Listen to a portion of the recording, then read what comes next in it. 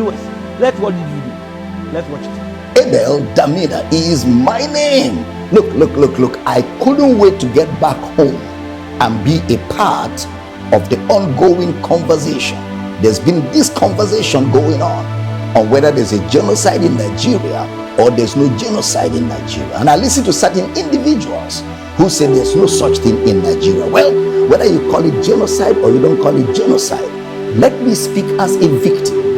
I am not just a student of research, but I'm speaking as a victim of these gruesome circumstances around the Nigerian people, where innocent lives have been taken away by some people who think they have more right than others in this nation. And some people have reduced it to herders and farmers clash. No, sir, this has been ongoing.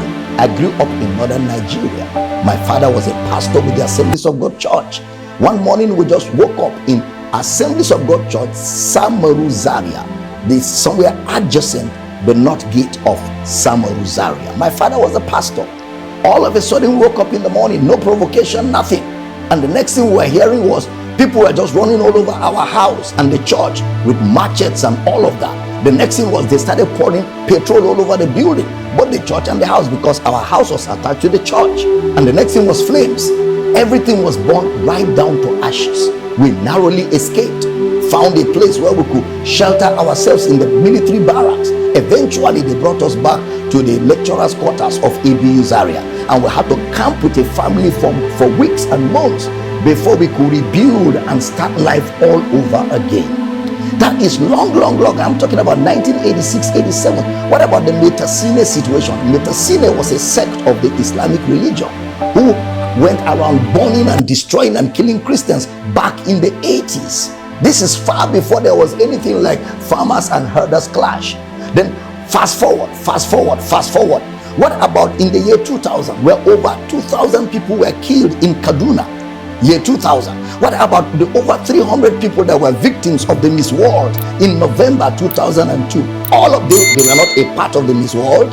They were just on their own. Something happened somewhere else and they became victims of it. Lives were killed, houses were destroyed, and whenever they are carrying out this charade, they will be shouting Allahu Akbar, Allahu Akbar, and they will carry their matches and carry whatever they have, and they will move in their numbers. And everybody on their way that is not chanting what they are chanting becomes a victim. I can go on and on. A few years ago I was preaching in Kaduna for a great man of God, and I only succeeded in preaching Sunday morning service. After the service, the next morning, as we were preparing for the next service on Monday, the next thing I was hearing was the whole city is on fire. Kaduna is on fire. Please stay in the hotel room, don't come out. They are killing, they are burning churches, they are killing everybody. That is how we were stuck in a hotel. Even in the hotel, we were not sure of ourselves, because they were going from hotel to hotel, room to room, killing people that were not chanting Allahu Akbar. And somehow God saved our souls. After about 4 days, we were able to leave Kaduna. But unfortunately, a friend of mine who was a pastor, Reverend Northcote Andrew of blessed memory, was caught in the midst of this as he was escaping for his life. They caught him because he was wearing a collar of a bishop. They hacked him to death, dug the ground, buried him and put a cross there. It is that little wooden cross that made people know that there was a corpse in that place, and this, my friend, was buried. These are real life situations. So for somebody to just sit down in the comfort of his home, maybe somewhere in the south, and be saying there's no such thing in northern Nigeria, my brother, you've not been a part of it. We've been right in the heart of the fire. I remembered one night, these Muslim boys were all over the place in my school, and they were shouting Allahu Akbar. They were looking for me. I had to escape. That night, my saving grace was that I found a female hostel and I slept under the bed. By the next day, I left town. For what? I did nothing. No provocation. Just because I am preaching the gospel. And of course, some of them believe that once you are not of the Islamic faith, you are an infidel. And they believe that if you kill an infidel, you will sleep with 7 virgins.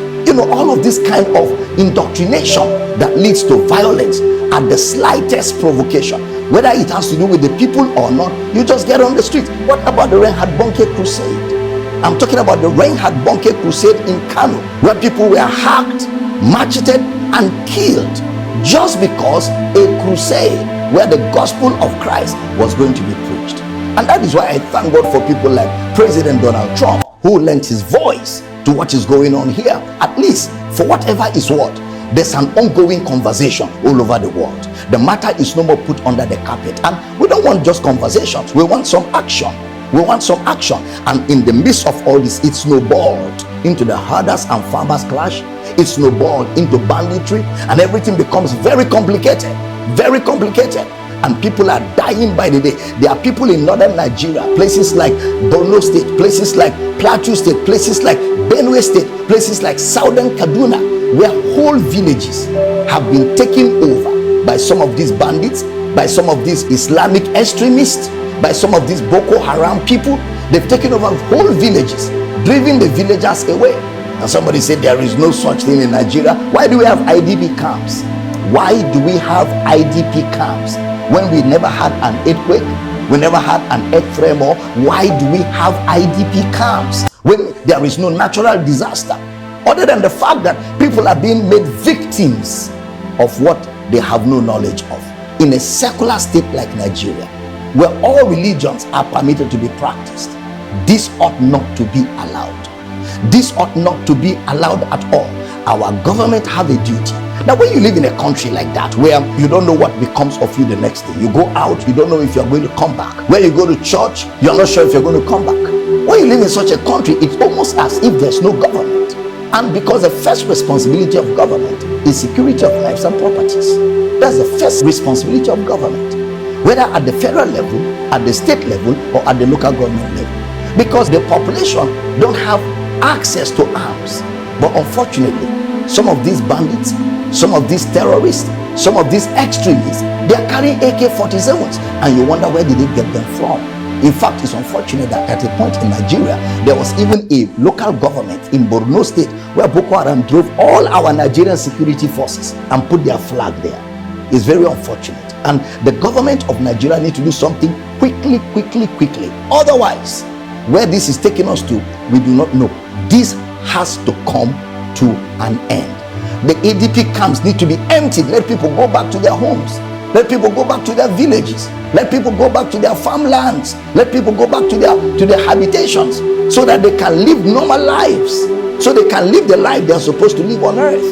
You know, this is very important, and this conversation is so critical at this time, and it's critical that I add my voice to it as a victim of this situation in a country like Nigeria.